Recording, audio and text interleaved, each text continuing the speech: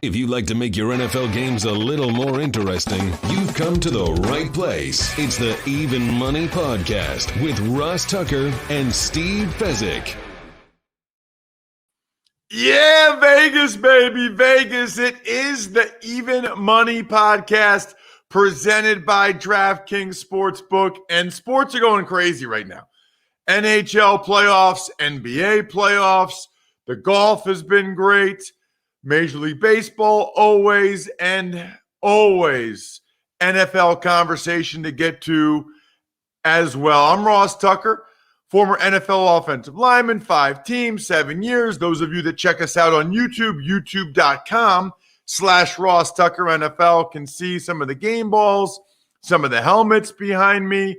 Got a bunch of different shows, the Ross Tucker Football Podcast, Fantasy Feast, the College Draft Podcast, really whatever you're into on the football side of the ledger, we've got it for you. This is 30 minutes of on-demand audio and video talking about whatever is going on in the betting world, in the sports world, especially when it comes to the National Football League. Check me out on social at Ross Tucker NFL and check out the show on social at Ross Tucker Pod. We have a very special guest today, and when I say we, I mean me and Steve Fezzik, the only 2-time winner of the Super Bowl of professional football gambling, the Super Contest at the Westgate. Check him out at Fezzik Sports. And Steve, today we're joined by my buddy JJ, John Jastremski. We used to work together at WFAN. Now, I don't do that show anymore, and neither does he. You've come over to the dark side, JJ. You're on the podcast side of the business, huh? Yeah, listen, it's always a pleasure being on with you, Ross. Fezzik, big fan. I'm a big fan of both of you guys. And Ross and I killed it throughout the football season. And we did such a good job that Ross is no longer doing the show at FAN. And now I've turned coach. So I'm working for my dude, Bill Simmons. And we're doing the same sort of stuff with New York, New York. We're talking New York sports. We're talking gambling, picking winners, and having a whole lot of fun. So thanks for having me on, guys. Well, absolutely. There's a couple of things we got to get to. First of all, those of you that are listening, you might have to check out the YouTube page because Steve is wearing a unique NFL jersey today. I don't want to give it away, but Steve is wearing a unique NFL jersey, and he said to me before the show, let's see if anybody can guess whose jersey this is. If they do, I will take him out to dinner the next time they're in Vegas. Well, I was able to guess, and I won't tell you why, but because that would give it away. But I was able to guess. Maybe next week I'll tell you why. And then right before we started the show, JJ's first thing was, "Is that a bleep bleep bleep bleep jersey?" So we'll see. You're gonna have to check it out on YouTube, or at least check out the social media clips to see. But JJ and I both got it right away, so it's not going to be that hard for you to go ahead and actually get a chance to go out to dinner with Steve Fezzik.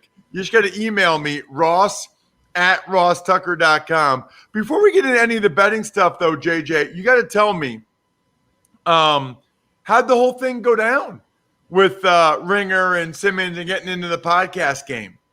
Ross, I felt like I was a free agent getting recruited, dude. It was pretty wild, man. You know, you get the message from Bill Simmons on Twitter. That definitely, opens your eyes. You're like, dude, Bill Simmons got 10 million followers. He's following me. It's like, well, what's going on here? So, we got on the phone.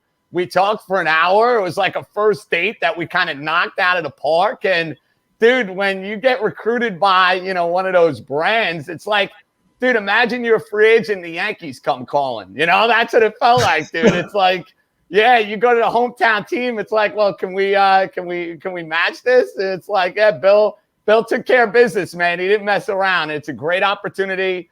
He's building around me, which is great. And dude, it's been awesome. Like everything about making the switch to the podcast world, it's been everything I could have imagined and then some. We got calls. We got A-list guests. We're having a ton of fun. And the idea, fellas, to keep on keeping on. That's the bottom line. That's what we're going to try to do.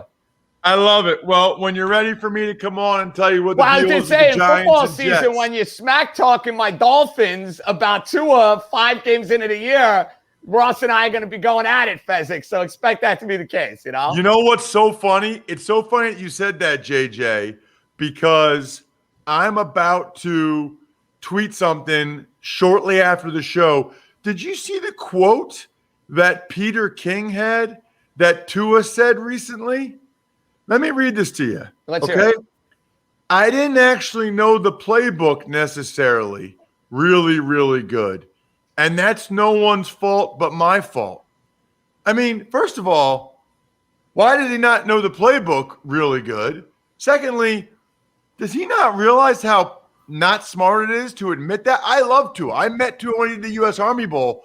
But, JJ, what are we doing? I mean, what are we doing not knowing the playbook as well as you should, number one? Number two, admitting it.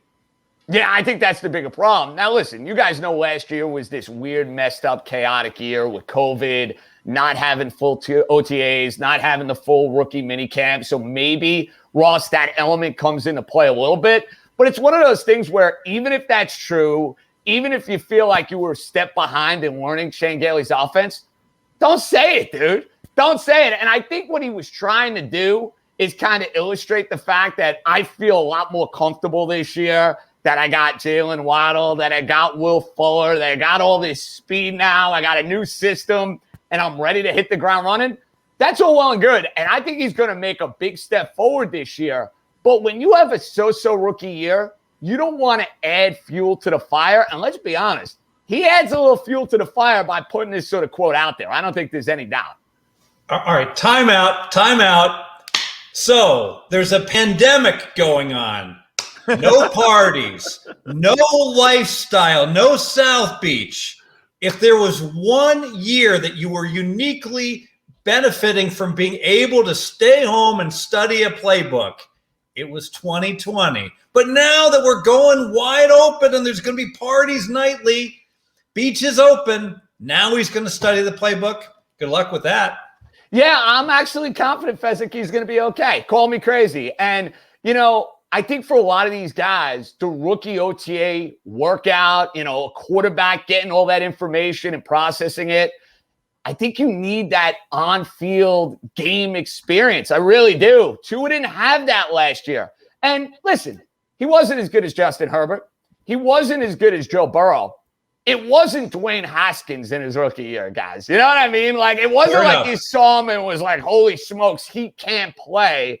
The problem he ran into, you have this experienced gunslinger that had 20 years of knowing that system in multiple places, in Buffalo, with the Jets, and with Miami. And it's kind of like a crutch. You know, like you have a crutch, guys, and it's a word crutch. I have it all the time where you just say it over and over again.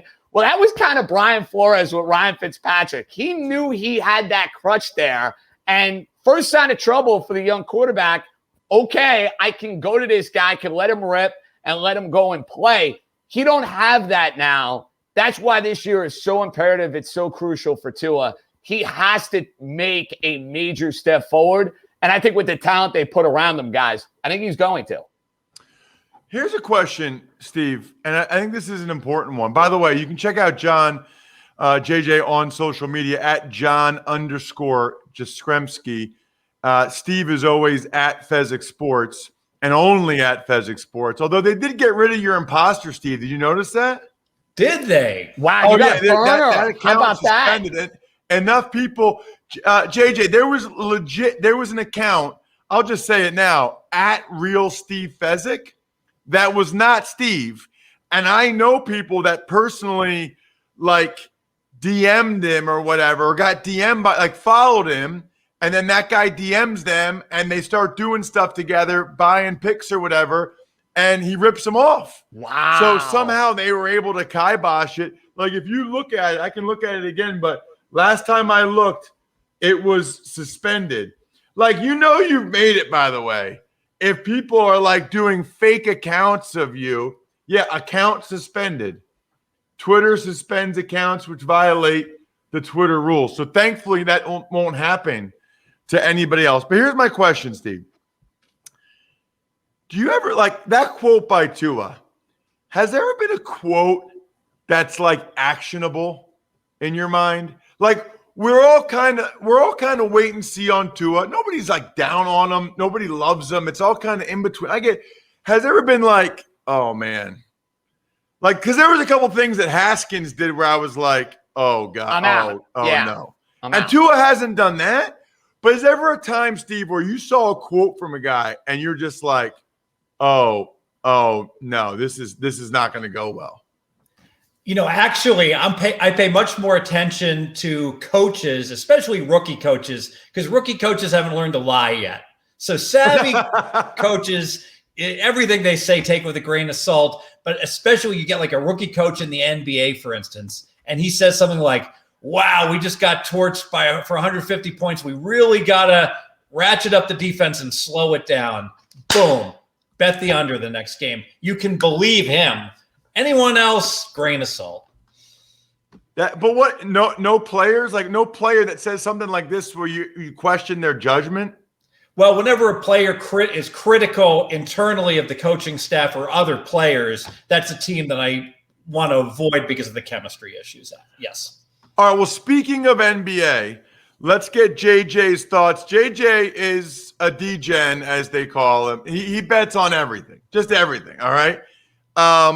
Blazers, tonight, for the rest of the series, what do you got, JJ, on the Blazers? So, fellas, I took Portland to win this series after losing game 3. So I ended up getting Portland at plus money. They ended up smoking Denver in game 4. And what to me is encouraging about Portland moving forward, they won a game in this series without their best player, Damian Lillard, going off.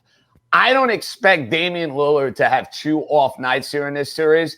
I know Jokic is a beast. He's going to win the MVP. But with the injuries for Denver in the backcourt, specifically Jamal Murray, I think you're going to see guard play, which now runs the NBA, determine this series. Yes, Portland is shaky at times on defense. Yes, they're going to have to win a game on Denver's home court.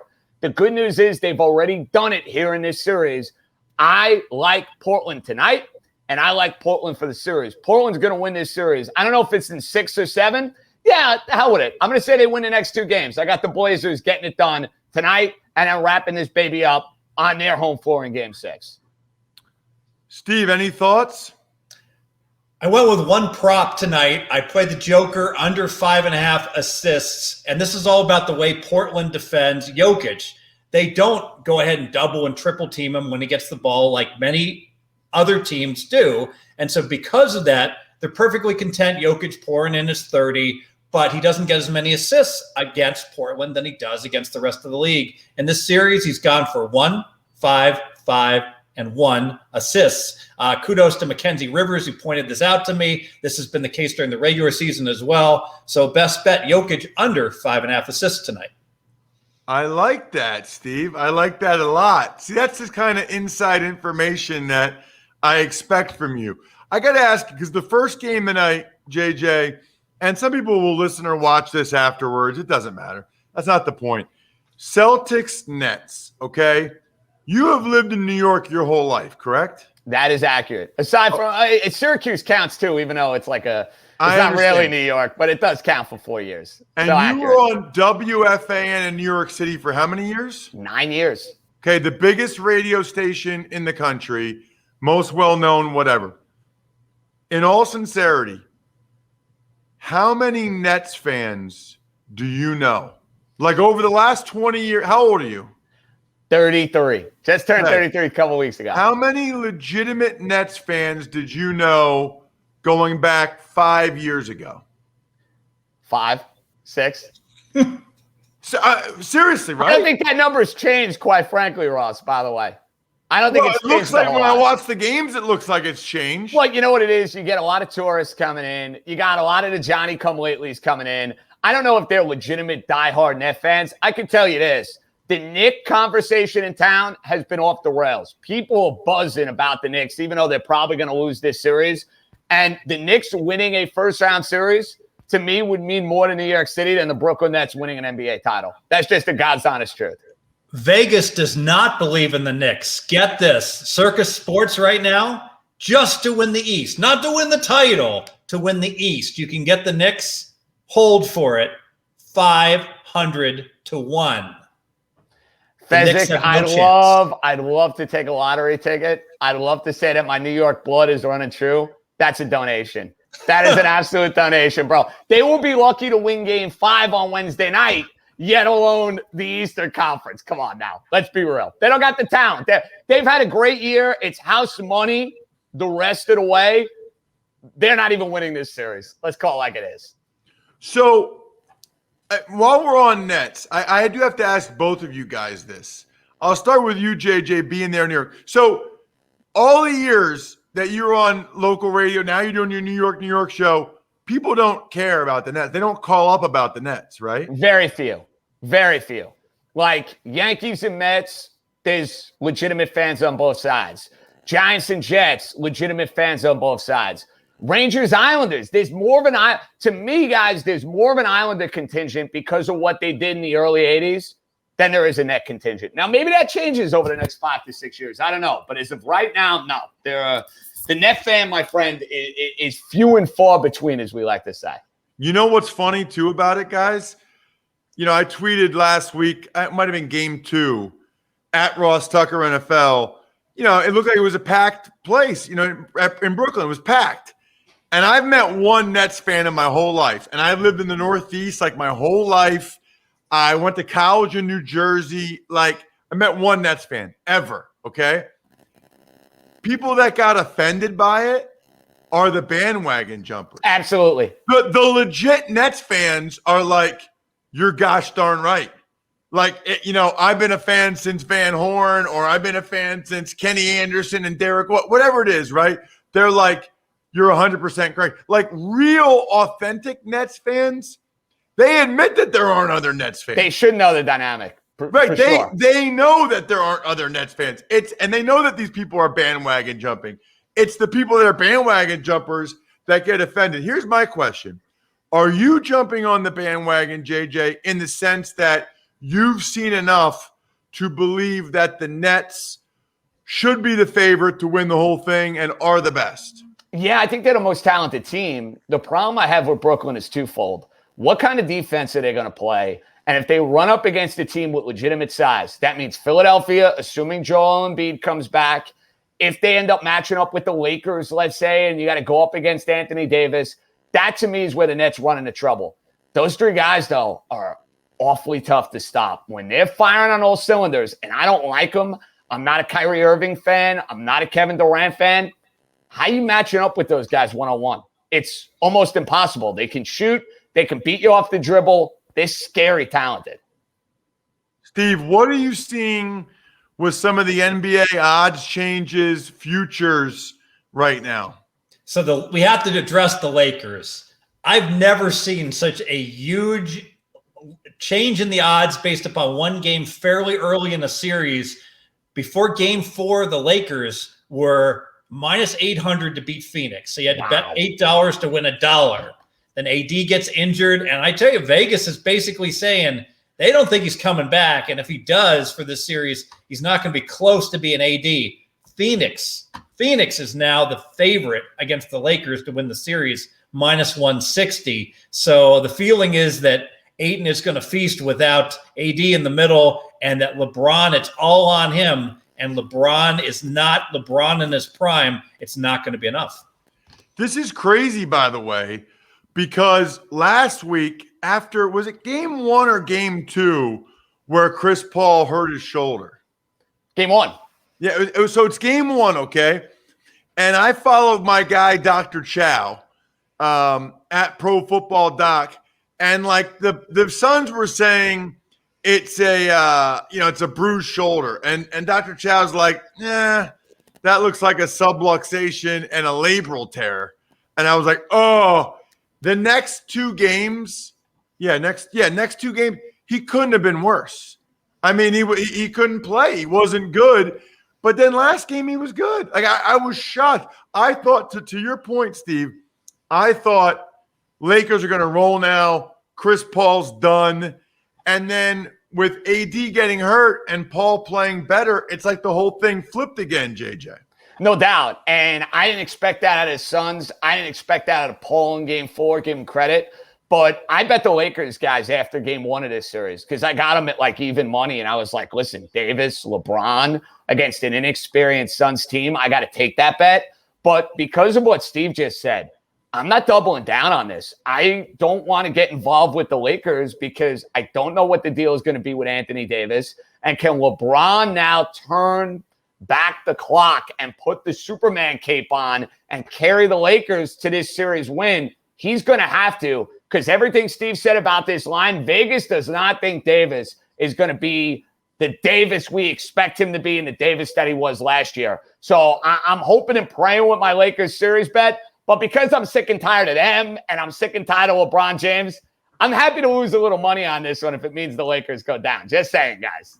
Now, this is really important. JJ, an expert in the NBA, has just given you an implied bet. So this is a tip for all the listeners. When you have someone in the media that's very, very knowledgeable about things, and basically to paraphrase, JJ is not so confident about the Lakers' chances, but he did say, hey, it's all on LeBron. Absolutely. His usage is going to be tremendous. So who cares who wins tonight?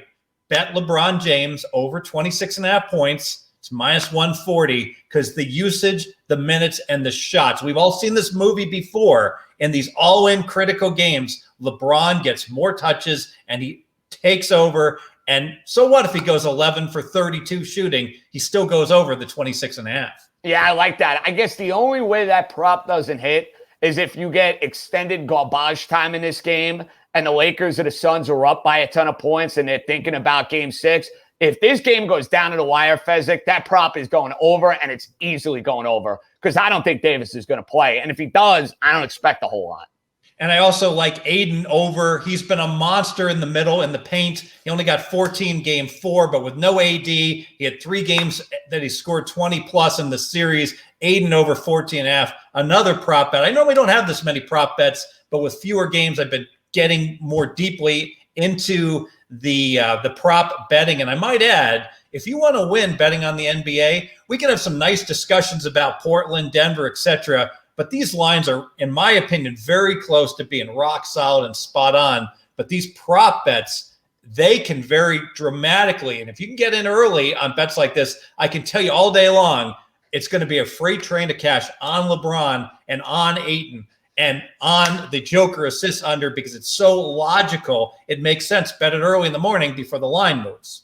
Speaking of rock solid and on point, right before we started the show, and you can ask Brian, our producer, Steve said to me, Ross, your hair is looking great. You know why it's looking great? Keeps. I'm not afraid to admit it. JJ probably uses Keeps. I've never seen the dude without a hat on. So he's probably using Keeps as well. He wears a hat every day. Stop wearing the hat, JJ. Go to keeps.com/evenmoney to get your first month free. The FDA has 2 approved drugs to help your hair, to help you keep your hair. One's a pill. I take it every morning. One's a topical solution. You've seen the commercials. I rub it on my bald spot in the morning and at night. Whatever. I have a bald. I don't care. I have kept my hair. It's the greatest name for a company of all time because it's true. They keep the hair you have. If you're ready to take action and prevent hair loss, go to keeps.com/evenmoney to receive your first month of treatment for free. That's keeps.com/evenmoney to get your first month free. Keeps.com/evenmoney. By the way, I always think this is amazing.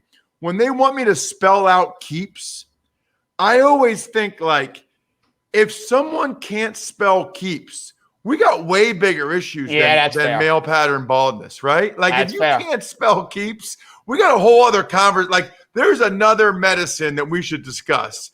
If you can't spell Keeps, I mean, it's unreal. All right, anything else, JJ or Steve, on the NBA? Clippers, Knicks, whatever. JJ, you're on it. Anything else on your mind? I hopped on the Clippers, guys. I took them when they were down 2-0 in this series, and I feel really good about that, Fezzik. I got them at like plus 2-1. I'm feeling really, really confident about my chances. And I know they're a soft team, and they lost the first 2 games at home. They're just a lot better than Dallas. Point blank, they're a better team. Talent, more often than not, wins in the NBA playoffs. Clippers are winning this series. Well, and Luka's neck thing is not good either. Well, that's another thing. And I didn't expect that. I don't remember. Maybe I'm just wrong. I don't remember this many injuries being a part of, playoffs in the past. It feels like there's a lot, AD and Chris Paul and, obviously Luka. Like, injuries are very real this postseason, Steve.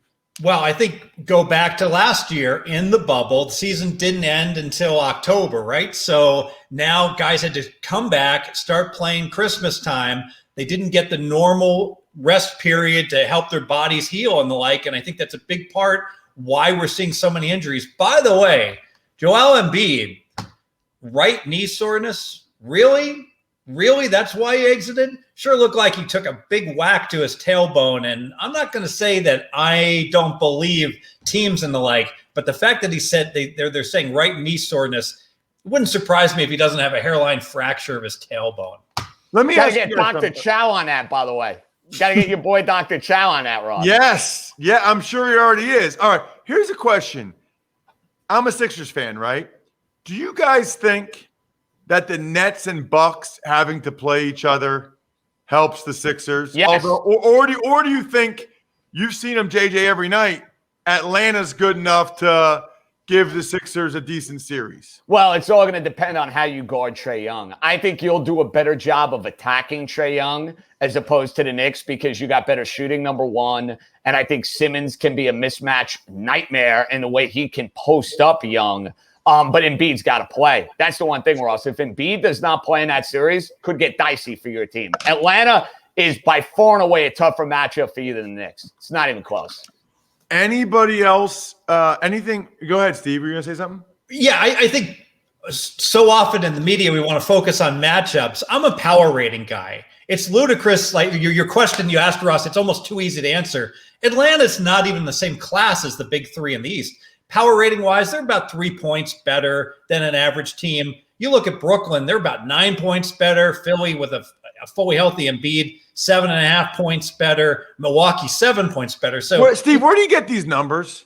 I look at point per game differential as a now. Is that? point. Here's my question: are those just your power rating, or are those like the power ratings? No, those are mine, but they're the average person isn't going to differentiate. They're not going to be very far off, or they shouldn't be. If they are far off from mine, because I look at some other people's and the like. But the bottom line is Atlanta's a nice little story, and they've gotten healthy and much better coaching. So yeah, they're a significantly better than average team, but they're not even in the same class as the big three. So having Brooklyn have to collide into Philly while you get, Philly getting the bye, basically, in my opinion, getting to play Atlanta, they're going to be like minus 500 to win that series with a healthy Embiid. So that's an enormous advantage for Philly.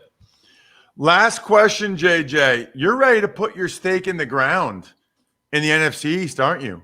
I am. You are ready to say who you think, and you like back-to-back champions. So this is, you know why you like Washington. I know that. You know why you like Washington? Because it reinforces your whole thing about Fitzpatrick and Tua. That's why you like Washington. No, not at all, Ross. I just think Washington's defense is studly. I mean, you got Chase Young, you got Montez Sweat. Now you have a competent quarterback. And I know nobody wins that division back-to-back years. The trends back that up. Dallas's defense stinks. I don't believe in Daniel Jones. The Eagles are clearly rebuilding. So I just think there's value, guys, with the football team. Let's go. Washington to win the NFC East. I'm all about that action. A wise guy, darling bet right there. Washington open plus 350 to win the East. All the money on Washington. I think you can still get them plus 250. I fully endorse it. Whenever you make a division bet, you want to avoid a division with 4 decent teams, right? So here you got the ideal situation where down year again for the Giants. Philly's going to have a down year with no quarterback. So it's a 2-team race. Washington opens 8 wins. Dallas 9.5. And guess what's happening? Money against the Cowboys, money on Washington. So Dallas' season wins dropping to 9. Washington's going up to 8.5. The markets are saying, despite all that public Cowboy money out there, that these two teams are close to equal. And yet the Cowboys are even money and Washington's plus 250 to win the division. Love the Redskins. Love JJ's bet. Here's the deal. If you are into New York sports at all, you need to listen to JJ's show. JJ, tell them all about it one last time. Ross, you the man. Appreciate you, Fezzik. It's New York, New York. Can download it on Spotify, Apple, wherever you get your podcasts, Sunday, Tuesday, Thursday. But we got bonus episodes Wednesday and Friday for Knicks playoff games. Whenever something's hopping, we're cooking. Ross will be on the show. Fezzik will be on the show. And we'll make you guys a whole lot of money and have a whole lot of fun. Awesome. JJ, thanks so much. Really appreciate it. You got it, guys. Anytime, all right? What a fun show, Steve. That was awesome. Can't wait to see. Hey, you can send me a tweet at Ross Tucker NFL or email me. Probably the better way to go about it. Ross@rosstucker.com. If you know the jersey that Steve Fezzik is wearing on today's show to get that dinner with him out in Vegas. Next week, we should have a surprise guest who I am so excited for. When you guys, you'll know what I mean when you get a chance to hear or listen to him next week. You'll be pumped up. Little NFL win totals conversation and more. Other than that, good luck, everybody. Hope you guys win some money. Thanks for listening to the Even Money Podcast. Make sure to also subscribe to the Ross Tucker Football Podcast, the Fantasy Feast, Business of Sports, and the College Draft. All available at Apple Podcasts, rosstucker.com, or wherever podcasts can be found. A lot of times on the show, I mentioned DraftKings. Here's what you need to know. You got to be 21 or older, New Jersey, Indiana, or Pennsylvania only. New customers only. Restrictions apply. See DraftKings.com/sportsbook for details. Gambling problem, call 1-800-GAMBLER, or in Indiana, 1-800-9-WITH-IT. By the way, if what I was talking about included a deposit bonus, doesn't always, sometimes it does. Deposit bonus requires 25 times playthrough, and deposit bonuses are paid out in site credit.